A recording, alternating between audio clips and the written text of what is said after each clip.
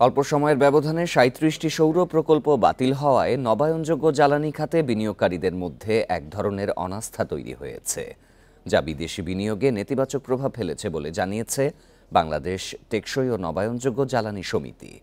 Bundle থাকলে প্রতি সেনমানিতে টাকা বাঁচবে। বিকাশ সেনমানি বান্ডেল কিনে জিতুন প্রতি লেনদেনে। শনিবার সকালে ঢাকা রিপোর্টার্স ইউনিটিতে আয়োজিত এক সংবাদ সম্মেলনে এমন দাবি করেন তারা।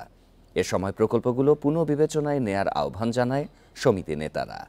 বলেন, সরকার এরই মধ্যে ৫৫টি নতুন সৌরবিদ্যুৎ প্রকল্পের জন্য দরপত্র আহ্বান করলেও অনাস্থার কারণে এসব প্রকল্পে বিদেশি বিনিয়োগকারীরা তেমন অংশগ্রহণ করছে না।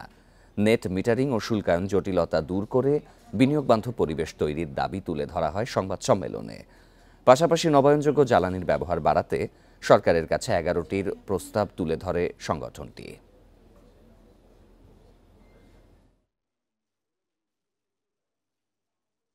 পূর্বে ৩৭টি সৌর প্রকল্প বাতিল হওয়ায় বিনিয়োগকারীদের মধ্যে এক ধরনের অনাস্থা তৈরি হয়েছে। এসব বাতিলকৃত প্রকল্প ইতিমধ্যেই $৩০০ মিলিয়ন বিনিয়োগ করেছে।